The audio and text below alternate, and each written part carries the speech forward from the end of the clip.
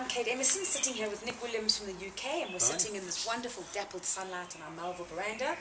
Gorgeous. And over the last week that I've had the pleasure of spending with you, this concept of leadership has been coming up, and I think it would be really useful to let people know what your kind of insight and take is on leadership, because I know it's something you're working a lot with at the moment. Yeah.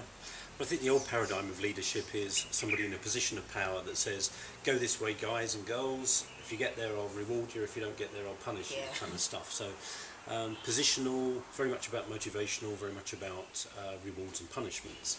I think today leadership is becoming different. I'm an advocate and I hope an example of what I call inspirational leadership, which is in a way not having an agenda for people, but wanting to help people achieve their full potential. To me, when you inspire people, you want them to reach their potential. And I think today more and more leaders are people that actually want to put themselves in service to other people, not just tell them what to do, but actually help them do it. So inspire them, help them get somewhere. So a true leader for me is a servant, like a servant leader, and that's a new kind of idea.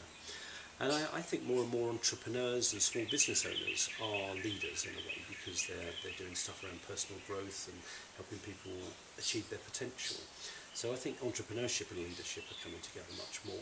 And I just think today, because of all the crises and all the problems that have been going on in the world for the last year or two, I think a lot of people are lost, a lot of people are afraid.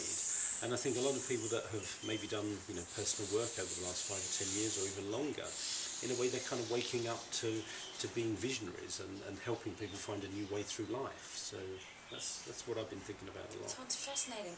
And what about, because I know you work a lot with inspired entrepreneurs, so what about the person that's out there that is a solo entrepreneur, so not necessarily running their own empire, small or large, or they're not a CEO of a company or director, but they're kind of out there making a difference on their own? How are they a leader?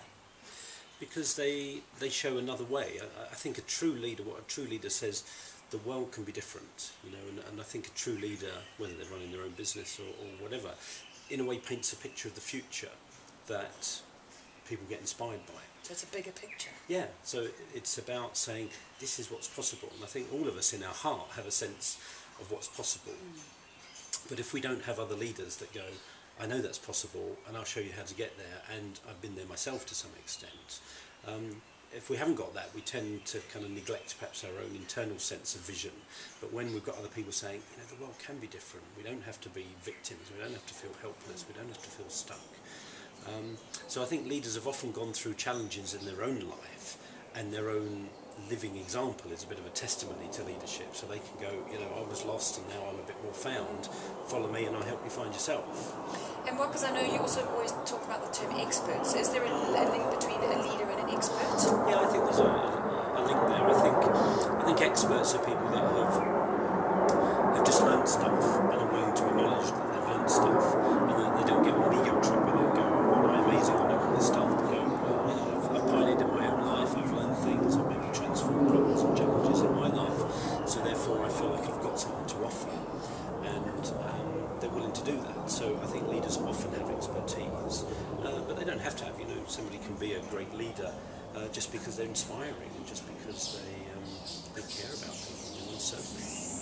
And what would be the first step if someone's kind of in their heart recognises that, I do have a sense of wanting to serve people? Who would be people that they would serve? You've got a wonderful term that I've heard you use. Yeah, well, I think if you're a leader, you've probably got a tribe of people that you're called to serve, and your tribe, to some extent, is going to be people like you, but maybe people like you who aspire to get to where you've got to. So you can almost help them move forward. So for me, it's been a 20-year journey for me, but leaving corporate life and now having reasonably successful business and loving what I do, I feel a level of kind of congruence and confidence and competence now that I've never felt before. So therefore I'm saying, I want to help other people do what I've done, and I don't underestimate how many challenges and how many problems and how many ups and downs there can be along the way, but neither do I underestimate the joy, the happiness, the freedom, the fulfillment that can go with it. And I suppose I'm getting to a place as I'm getting older perhaps where it's like I know how good my life is now, and I know how unhappy I was.